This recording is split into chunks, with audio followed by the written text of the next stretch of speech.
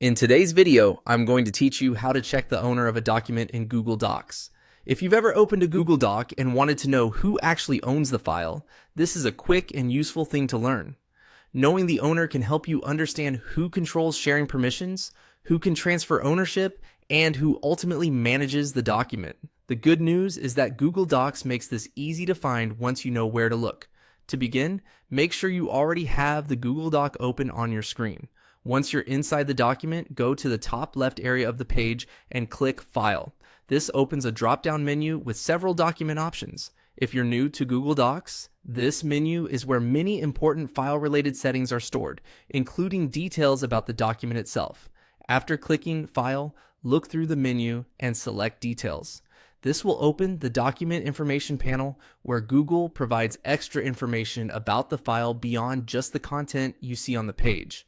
It's a small step, but it's the key to finding ownership information quickly without needing to open any separate settings pages. Once you click Details, you'll be able to see the owner of the document. This is the part you're looking for. If you are the owner, it will usually display as me. If the document belongs to someone else, then you'll see a different name listed there instead. That tells you right away whether the file is owned by your account or by another person. This is especially helpful when you're collaborating on shared files because ownership affects what actions you can take. For example, if you're not the owner, you may be limited in certain sharing or management options. So if something in the document settings seems unavailable, checking the owner is often a good first step.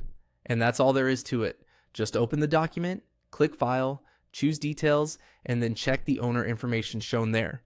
It only takes a few seconds, and it can save you time when you need to confirm who has control over the document.